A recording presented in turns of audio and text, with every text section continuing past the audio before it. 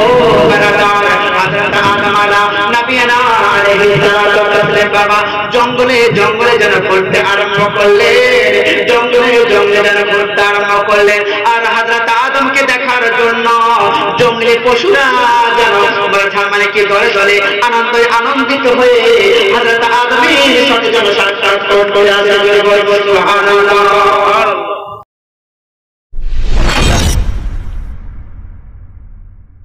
বিসমিল্লাহির রহমানির রহিম।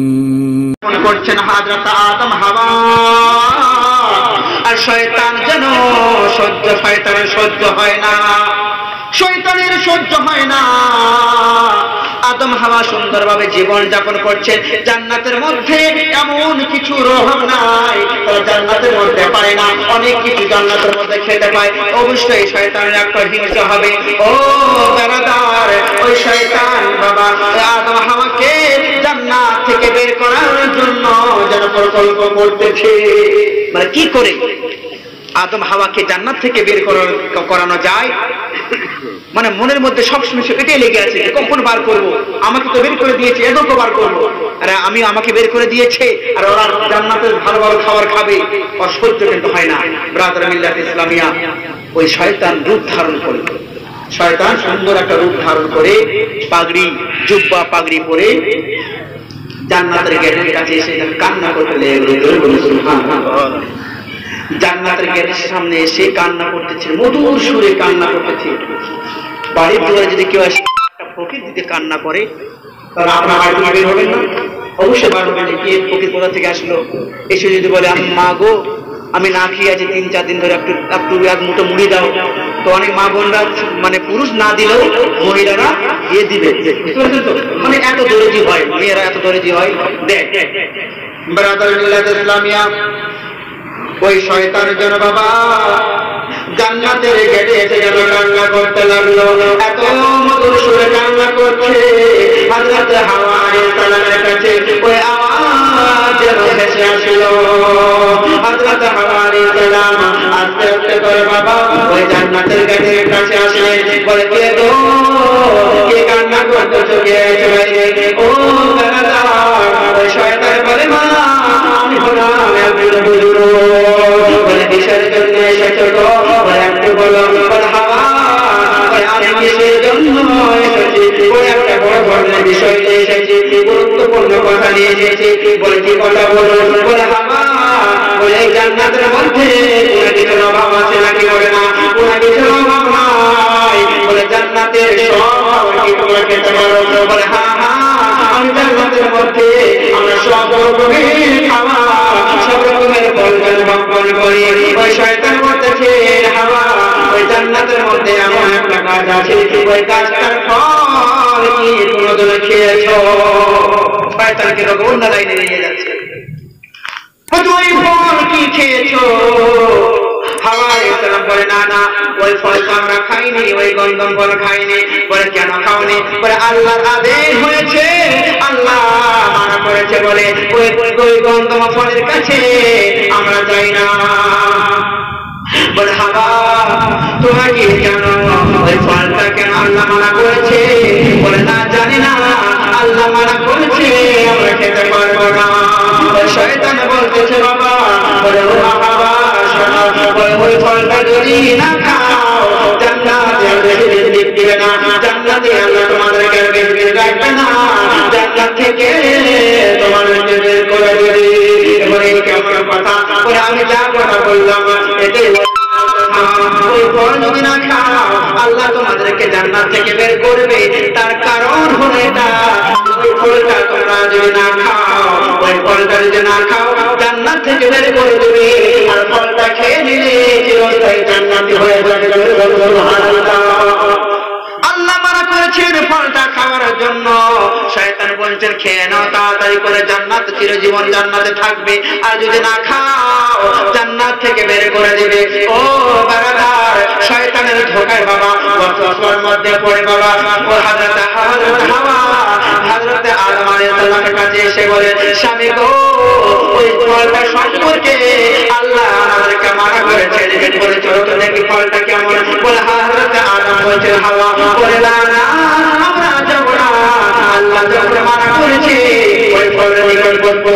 সুবহানাল্লাহ।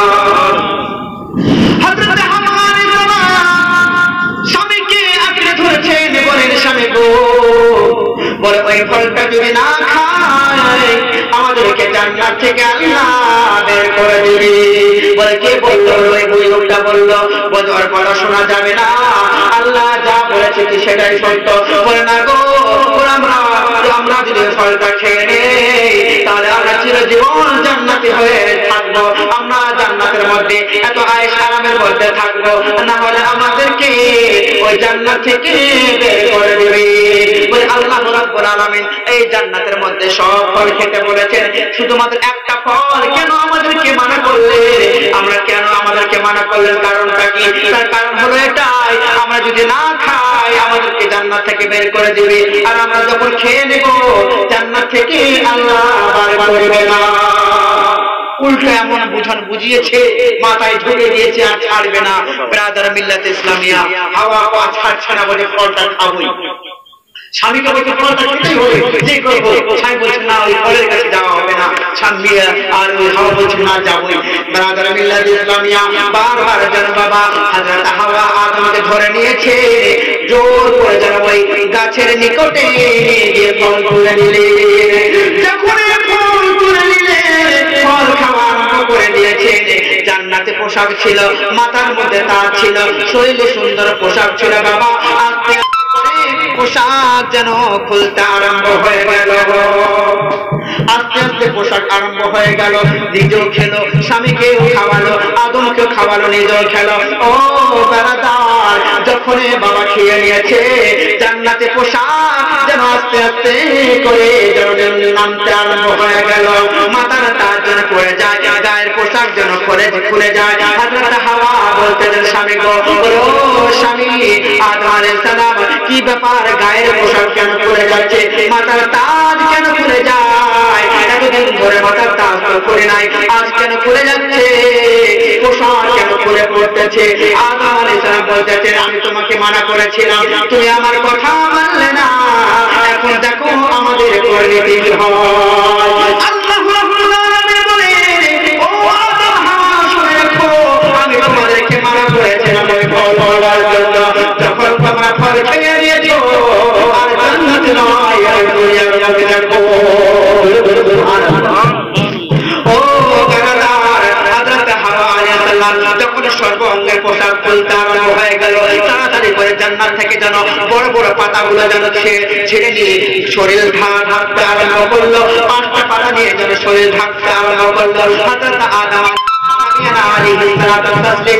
জান্নাত থেকে বাবা 3টা পাতা নিতে দিল, ওই 3টা পাতা নিয়ে নিজের শরীর ঢাকলো। সুবহানাল্লাহ। ও ব্রাদার,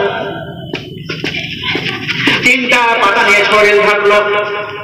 এই জন্য আমাদের মধ্যে হুকুম রয়েছে, হযরত আদম আলাইহিস সালামের সুন্নাত রয়েছে, পুরুষ মানুষ মারা গেলে তাকে 3টা কাপড় দিতে হয়, মেয়ে মারা গেলে তাকে 5টা দিতে হয়। তার কারণ হলো হযরত হাওয়া ওই 5টা গাছের পাতা নিয়ে নিজের অঙ্গ ঝেড়েছিলেন।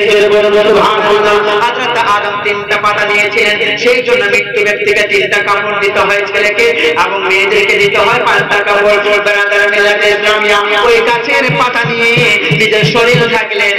আল্লাহ রাব্বুল আলামিন বলে, যাও যাও, এতদিন হয়ে জান্নাতের সুখ নিয়ে নিয়েছো, এবার দুনিয়ার মুখ দেখে আসো। হযরত আদমকে পৃথিবীর এক প্রান্তে পাঠালেন, হযরত হাওয়াকে আরেক জায়গায় রাখলেন। ও বেরাদার, হযরত আদম নবিয়ানা আলাইহিস সালাতু ওয়াস সালাম বাবা জঙ্গলে জঙ্গলে যেন ঘুরতে আরম্ভ করলেন, জঙ্গলে জঙ্গলে যেন ঘুরতে আরম্ভ করলেন। আর হযরত আদমকে দেখার জন্য জঙ্গলি পশুরা যেন মানে কি দলে দলে আনন্দিত হয়ে হযরত আদমের সাথে যেন সাক্ষাৎ করতে আসে। সুবহানাল্লাহ। যখন দুনিয়াতে আদম আসলেন, পৃথিবীতে আর কোনো লোক নাই, আদম আর হাওয়া ছাড়া ঘুরছে। জঙ্গলের পশুগুলো আদমকে দেখতে পেয়ে তারা নিজেদের মধ্যে আলোচনা করছে, তোমরা কি জানো আজকে আল্লাহ রাব্বুল আলামিন দুনিয়াতে জান্নাত থেকে একটি মহামানবকে পাঠিয়েছেন, একজন শ্রেষ্ঠ নবীকে পাঠিয়েছেন, হযরত আদমকে পাঠিয়েছেন। দিয়েছেন, তিনি জান্নাতে ছিলেন, আজকে দুনিয়াতে এসেছে, চলো আমরা দলে দলে ওনার সাথে সালাম কালাম করে দলে দলে পশুগুলো আসে আর আদমের সাথে সাক্ষাৎ করে। মুআজ্জাজ সাহাবায়ে কেরাম আর পশুদের মধ্যে, জঙ্গলিদের মধ্যে আর তাদের দলের মধ্যে হরিণের একটা ঝাঁক ছিল। কিসের ঝাঁক? হরিণের ঝাঁক, মানে অনেকটা হরিণ। হরিণরাও জানতে পেরেছে, কিছু কিছু হরিণ জানতে পেরেছে যে আদম আলাইহিস সালাম দুনিয়াতে এসেছে, চলো আমরা একটু সাক্ষাৎ করতে যাই। একটা হরিণ সালাম কালাম করার জন্য আদমকে খুঁজতে আরম্ভ করলেন।